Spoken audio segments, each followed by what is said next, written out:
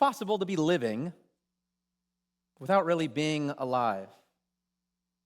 Just like it's possible to be perceiving without really understanding.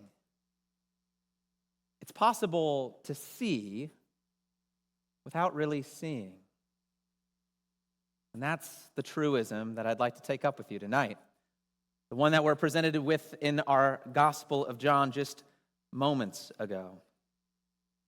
For Jesus has something to teach us about the true nature of things.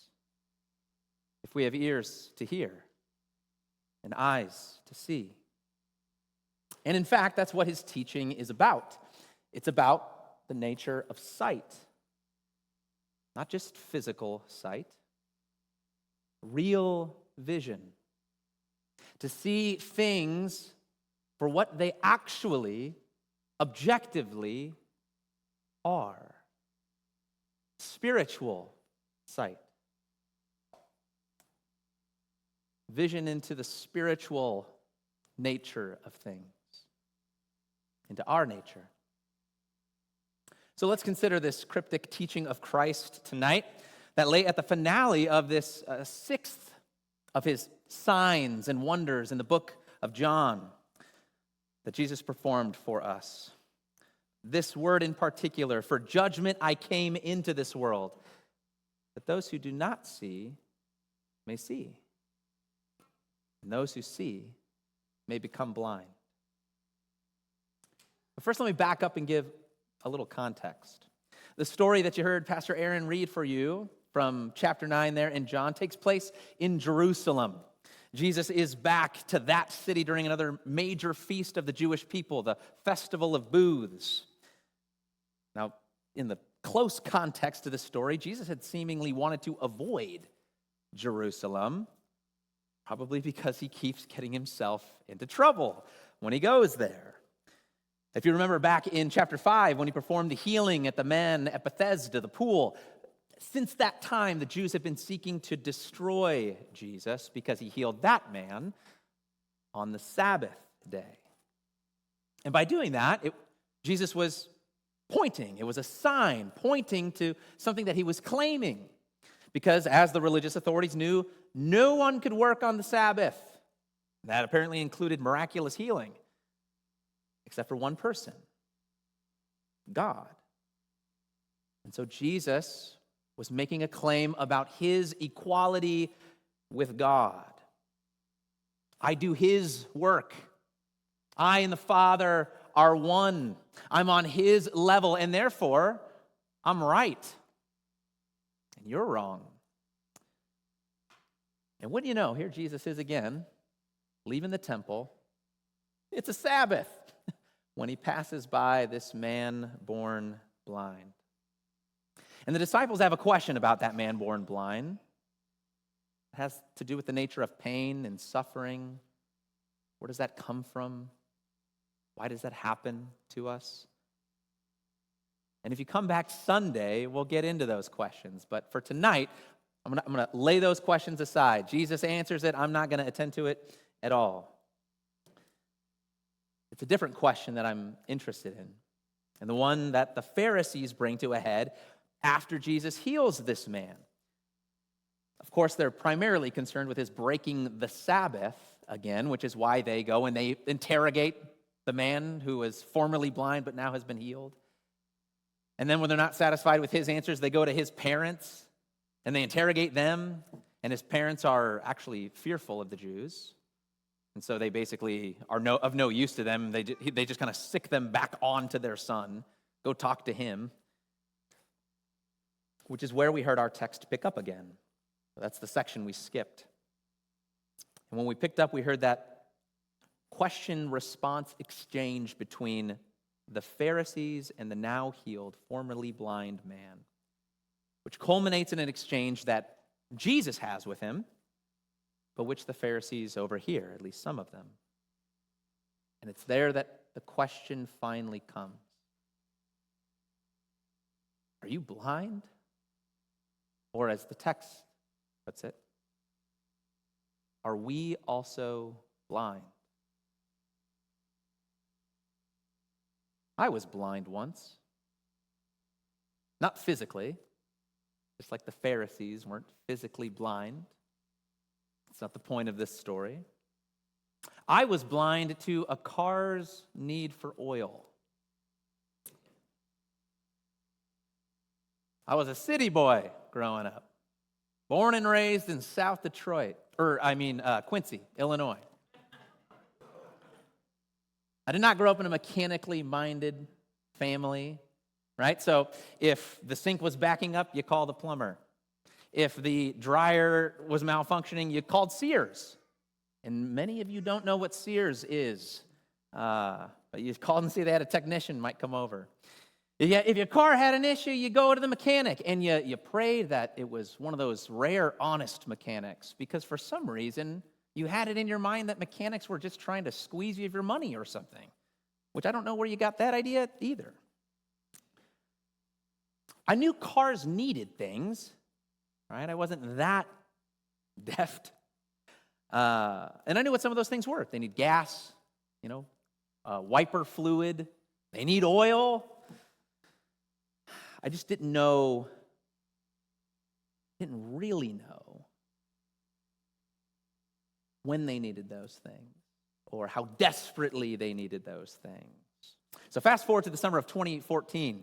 I was 24, living in St. Louis, and still driving my first car, which was that little two-door yellow stick shift Chevy Cavalier, 2009, I think the last year they made those cars. Great condition, barely over 100,000 miles. I drove her down to Kentucky that summer to go camping with some friends from Camp Luther, actually, who I'd worked with. And I got to the campsite there in Kentucky, and it was a little bit of a sketchy way in to the campsite, kind of a gravel situation, a little bit of a steep incline, and so I scraped a good portion of the underbelly of my car on the way in. Well, we made her. It was on the way out that I started to notice something was wrong, because not 10 miles down the road, big old plume of smoke starts coming out of my car. And so I did what any mechanic would do. Pulled her over, opened up the hood, and I saw nothing. Well, that's not true. I didn't see nothing. I saw metal and tubes, and that cars need those. This is good. Baby's got what she needs. Probably just needed a breath, Air it out a little bit. Fresh air, that's good for a car. Little did I know then, or the 400-mile drive back to St. Louis, that I had a hole in my oil pan. Small, but it was there. And slowly but surely, every last ounce of oil dripped out of that car, which I discovered then the next day when I said, I'll take it in today. I knew cars needed oil, but I didn't really see it. Not truly, right? I understood it abstractly, but it hadn't been made real to me. I wasn't orienting my life to that truth when it came to my Chevy Cavalier. And as a result, the results were destructive. The same is true of our sin condition. Not just true of sin, but true of us and true of all people. Part of what sin brings on us is blindness, an incapacity to see truly, to see the effects of sin. Right? We know the effects of sin abstractly, right? For instance, I know it's not good to lie. I shouldn't lie. Lying is bad. That's not what I should be doing. Sure. I get that. I agree, even. But then real life happens. And you find yourself in situations where you say, well, is this really even technically a lie? Or will anyone even find out about this thing? It's really not important to the grand scheme. It's just something that, for me, it would be much worse, more inconvenient if I were to actually tell the truth here or to live in accordance with the truth, but it's not going to be a big deal, so I just won't right here, right now, and I will everywhere else. Even though we know abstractly it's wrong, it hasn't come home to us. We haven't really seen its danger until we find ourselves stepping further and further and further into whatever that lie may be, and maybe something triggers and it blows up in our face and we realize, oh wow, yeah, okay. I knew it abstractly, but now I really see it. I really understand. And we excuse ourselves in the process, right? And maybe we say, I don't want to tell the truth. I don't want to offend anybody. Jesus would never offend anybody. Oh, wait a minute. You guys have been reading John, right?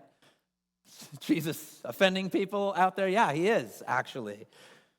We might not want to offend anybody, and that might be the most honest thing we tell ourselves, but it's not in alignment with who Jesus is.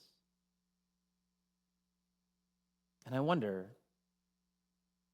how many of us have someone in our lives that we know there's something we really should tell them, but we haven't found the courage to? It's been easier not to, but they're suffering because they haven't heard the truth. We're blind to the effects of sin, but we're blind also to the depths of our own sin, our own participation in it. It's running its course in us.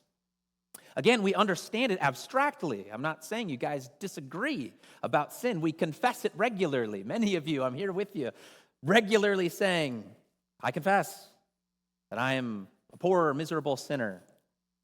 I haven't loved God with my whole heart, haven't loved my neighbor as myself.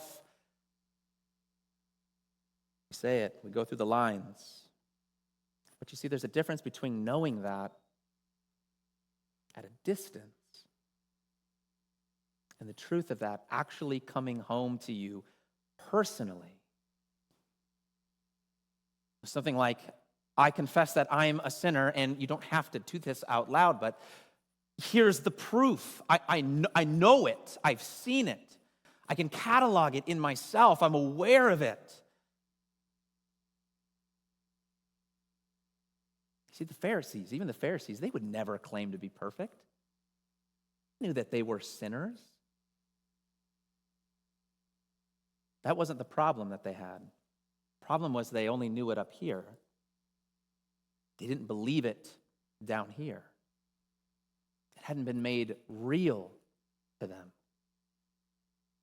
And because they were so unacquainted with their own hearts, because they were so blind to the truth, as a result, they became hyper-focused on the low-hanging sin fruit of everyone else around them. They were so much better than the average sinner. Yeah, sure, yes, I am a sinner, but not like that one over there, my goodness. And so how dare you suggest that I'm fallen? How dare you say that I'm so sinful? How dare you teach us on these things? You were steeped in sin at birth. How dare you lecture us? And they throw the blind man out.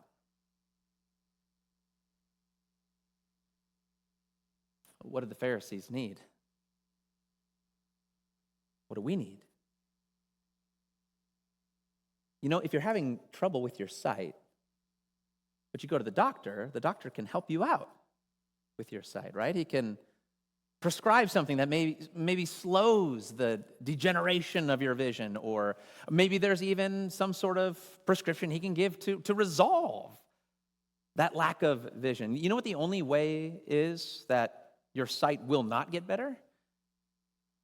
It's only if you say, I don't need to go to the doctor. I don't need to go to the vision clinic.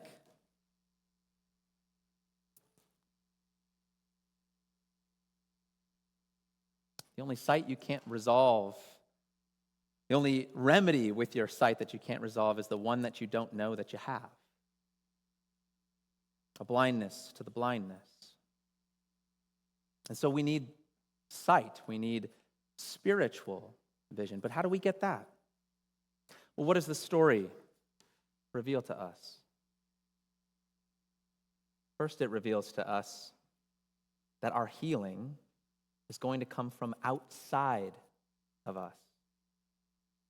You see, you don't see the blind man saying to Jesus, "Thank you so much for restoring my vision, and now I'm going to live for you, Jesus. I'm going to get my act together. I'm going to change everything about myself and put it all in alignment with you, Jesus." And Jesus says, "Good disciple, you." No, it takes someone coming from the outside to fix his vision. And there is a response that the man shows us, but it's not that response, right? It says that the man, when Jesus revealed to him who the Son of Man was, he believed and he fell down in an act of worship. And see, when it comes to our spiritual vision, that's what we need in order to see is worship. Because it's worship of the right thing that actually amends our spiritual vision. It's worship of the wrong thing that clouds it up in the first place. Right? You can play this out in a number of ways. Think about, for you parents out there, if the center of your life, if the most important thing, the thing that gets you out of bed, this is why I live, it's for my kids, you'll have a disadvantage when it comes to seeing them clearly because you want to hold them up. They're your everything. They're on the pedestal. So when they come home from school and they've got that little note that says, "Uh-oh, they were misbehaving," you'll say, "Well, it wasn't my kid who knocked down the water bottle. It must have been that other kid. This is a mistake. Probably that, oh, yep, of course it was that teacher. They're the one that probably instigated it." You won't see clearly. If the center of your life is the romantic interest, right? You'll see them through rose-colored glasses. And you'll say to yourself, "Oh my goodness, if I could just be with this person, everything's going to be resolved because look how wonderful they are. They're perfect." Right? And maybe you'll beat yourself up if you don't end up with them and it'll haunt you, or maybe you will end up with them. And I don't know which one's worse, because if you do, you'll realize that idea was wrong. They'll shatter that image that you had of them. Or you'll have to deny each little bit that comes across the plate and suggest to you that they're not perfect.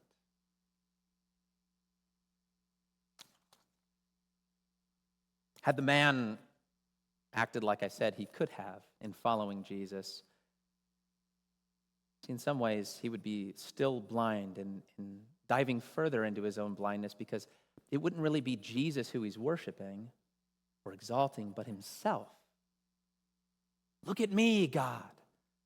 Look at me doing your will. You call, I answer. Oh, God, I love you so much, and I only, always do what it is you ask of me." And so he'd be losing touch with himself. And if someone criticizes you, you'll start to go to pieces because it won't fit with your understanding of yourself. And you say, no, you are wrong. That's not true. And you'll shift the blame, push it off on somebody else. Couldn't be me. It's only when you begin to worship in such a way that God becomes the supreme beauty and joy of your life. When he becomes the most important thing. When his love for you is the measure of your worth. And when he is the thing that most satisfies you, that's when the distortion starts to fade and to ebb, and that's the only way to clear it up.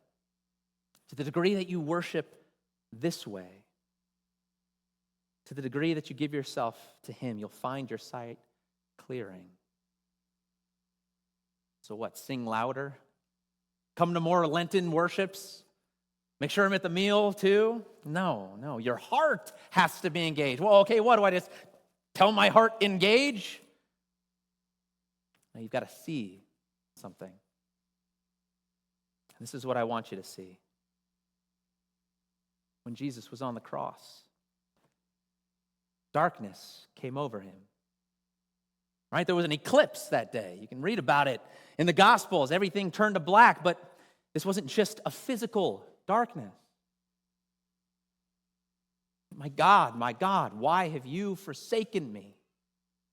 Spiritual darkness descended upon Jesus. He was losing the light and the love of his Father's face, which he had always had with him. Everywhere he went during his earthly ministry, Jesus had perfect spiritual sight. He'd see right through to the heart of those around him. He sensed the reality of God the Father all the time, but not on the cross. See, there he was plunged into darkness. Why? Lucy Shaw puts it this way in a poem of hers, a poem about the pregnant Mary reflecting on the baby Jesus. It goes like this, near the end.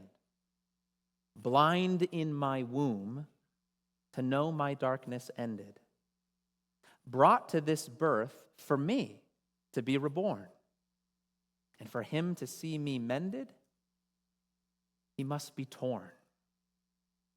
He has to be torn for you and I to be mended. He has to be plunged into the darkness. And he did that. He did that for you, for me.